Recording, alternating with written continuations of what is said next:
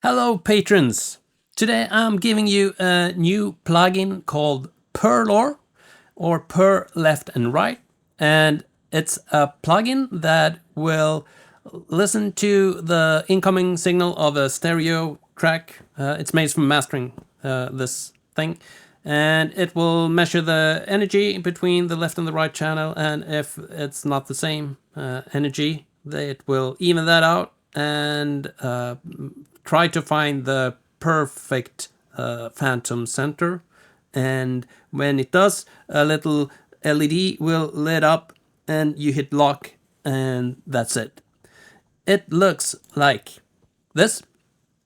In most situations, you will just use the lock button. It will be all you need, but I'm gonna talk about the rest of the settings to, so you can have an idea when you may need to use them.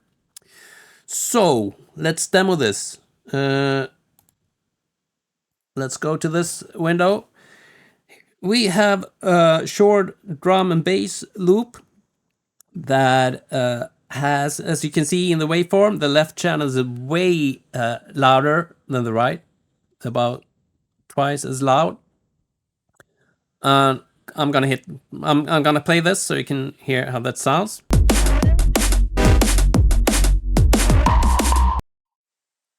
As you can hear, most of the audio is placed in the left speaker, like the waveform looks. So let's bypass Purr-LoR, and I hit play again, and let Purr-LoR do its thing.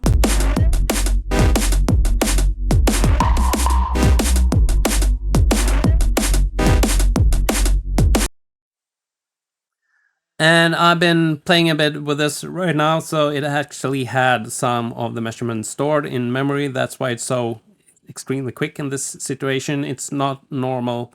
Normally, it's not that quick. It will take about a second to find the balance. And when you're using this, I suggest that you find the most intense part of a song or a piece of music, and you use that to measure. So make a loop, like what it can be 5 seconds of the most intense part of the song. You hit play, let Purr-LoR do its thing, and when the LED lights up, if it does, it doesn't always. I'm gonna talk a bit why that is. But if it's lit up, hit lock and you're done. That's the basic usage. Let's talk about all the situation when it's not desirable to do that. I realized while developing this that I've been mastering for more than 10 years, and I always try to achieve a balance between the left and the right speaker. It's been natural, feels natural to me that they should be in balance. I haven't spent too much time looking at the meters. I have done that by ear. I often set that balance with headphones, and I'm used plugins with two separate level controls for the left and right speakers, or I used the level controls on an equalizer to adjust it. And I set that by ear, so it feels good, and then I continue with the rest of the master process. And that's how I've been doing it, but I thought that why this would be really cool to have this automated, so I may start work with Purr-LoR. And while working with Purr-LoR, I realized that it's not always, it's actually pretty common that you don't want a perfect balance. Because a lot of the depth and like 3D and dimensional part of audio is, you use the left and the right speakers or the stereo field to achieve that depth. And often that means that you don't have a balanced left and right energy. So there often is a bit more energy in the left or the right channel, and it can differ in the track between the verse and the refrain. For example, it can be different balances. So when you use Purr-LoR, there is a risk that you actually kill that, and that's what I've been discovering, that when you use Purr-LoR, the depth of a track disappears. The balance is perfect, but it's not what you actually want. So that's what then I started to make things so you could still use this to find the exact balance. So you have an amount knob that you can set. So I'll always start at 100%. If that takes away depth from your audio, back this off a little, or use the balance knob, which is placed post the automatic process. So you can balance this a little bit to the left or the right. Often you just do it like small steps like this, really small steps. And then there's a gain control that's just to, if you need to compensate for gain loss, then there's a gain control. I actually never use that while working, so it's probably not necessary in this plugin, but I know everyone works a bit differently, so some people want a gain control in every plugin, and that's cool. The delta and the bypass, I'm not going to talk about those. You know what those are. Let's talk a little bit about the meter. The red part of the meter, that's right now, you just see it as a little line in the middle here behind the green LED. That's the pre-signal. That's before the process, and everything that's green is post. So if we play this audio again, you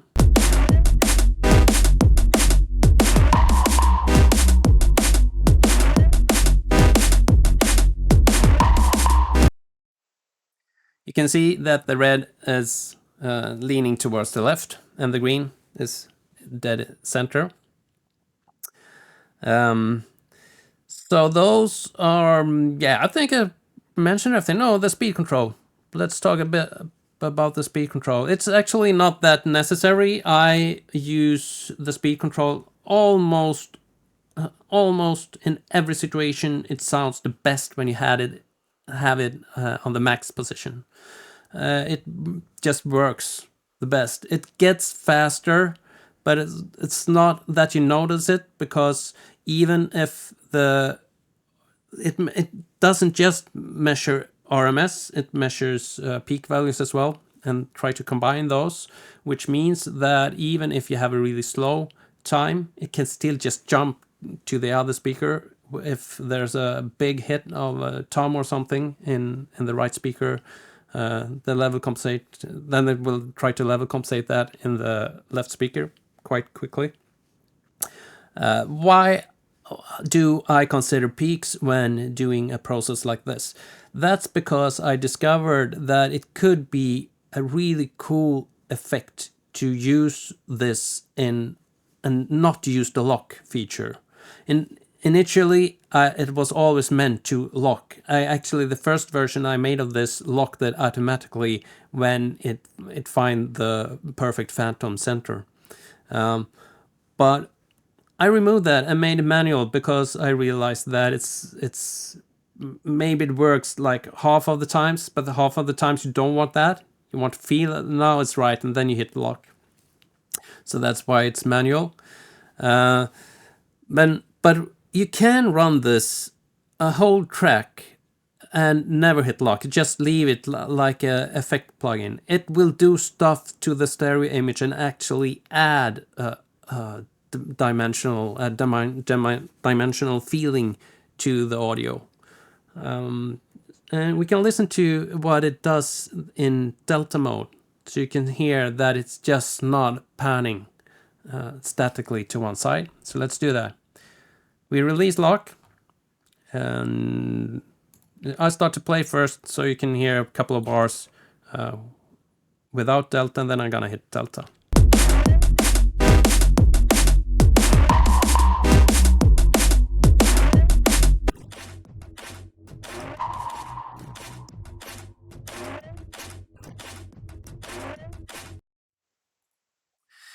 Can you hear that it sounds really phasey when you hit delta, and if it's just a clean pan, it shouldn't sound that phasing. That's because the level is actually jumping between the speakers quickly.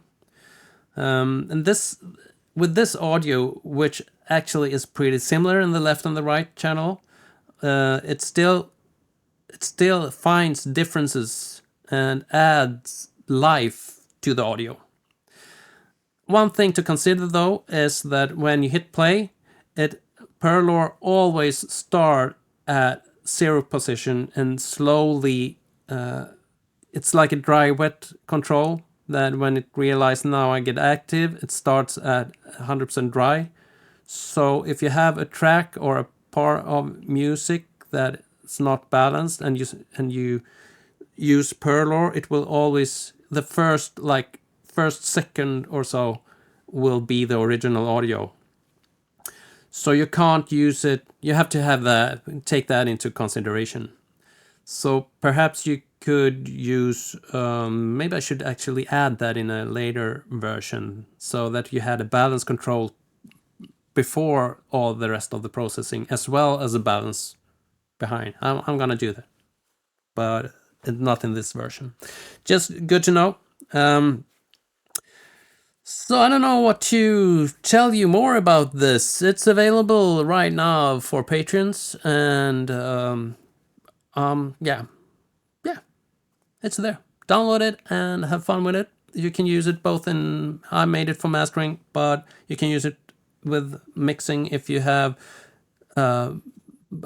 acoustic guitar that you mic with a stereo setup and it leans a bit to the left or the right. You can use this. You can use it if you're making effects for movies and stuff and recorded waterfall or whatever. Purr-LoR will have your back as well. So yeah, have fun in it, win it. And I'm seeing you with the next plugin or update. Have a good day. Bye bye.